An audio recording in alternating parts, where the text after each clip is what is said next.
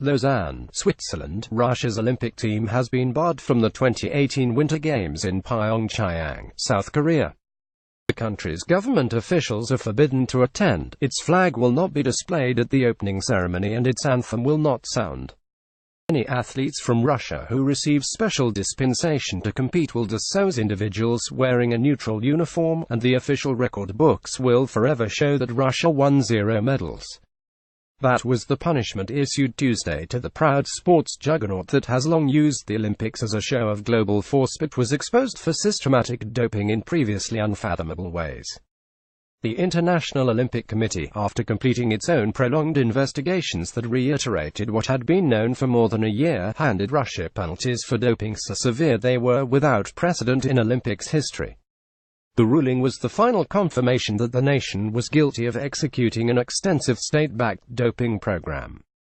The scheme was rivaled perhaps only by the notorious program conducted by East Germany throughout the 1960s, 70s, and 80s.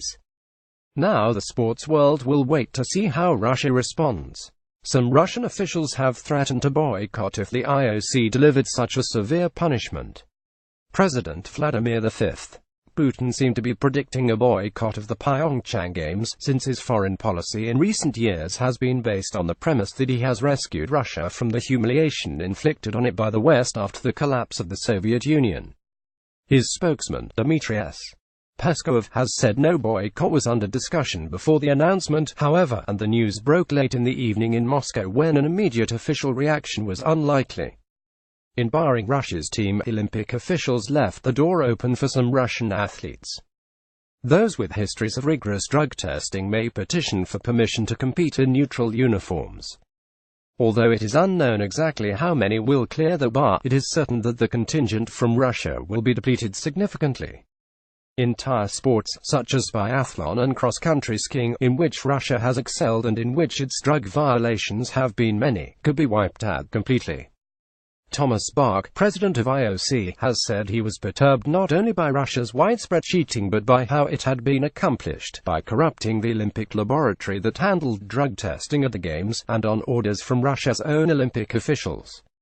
In an elaborate overnight operation at the 2014 Sochi Games, a team assembled by Russia's sports ministry tampered with more than 100 urine samples to conceal evidence of top athletes' steroid use throughout the course of competition.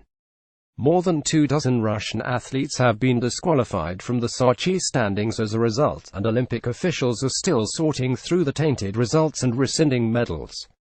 At the coming Games, Mr.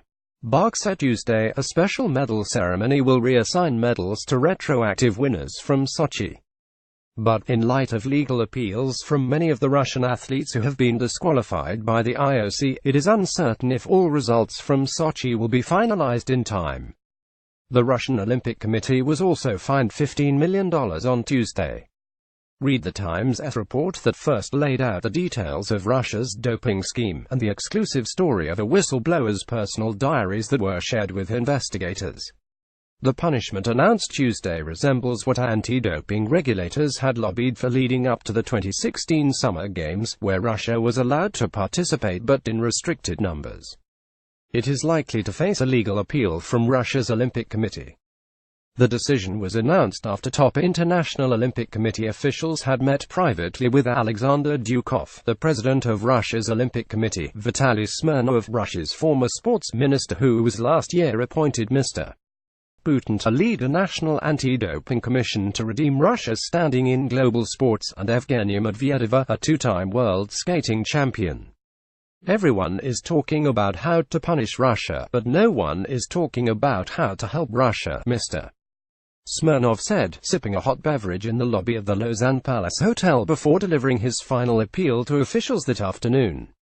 Of course we want our athletes there, and we want the Russian flag and anthem, he said, but that appeal was rejected in light of the conclusions of Samuel Schmid, a former president of Switzerland whom the Olympic Committee appointed last year to review the findings of a scathing investigation commissioned by the World Anti-Doping Agency.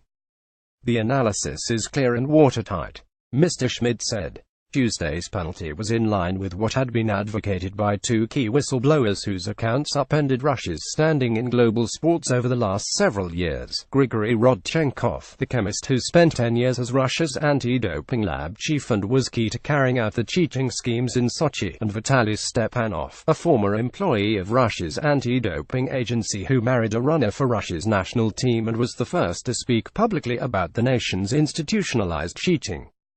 The world knows that hundreds of Olympic dreams have been stolen by the doping system in the country where I was born.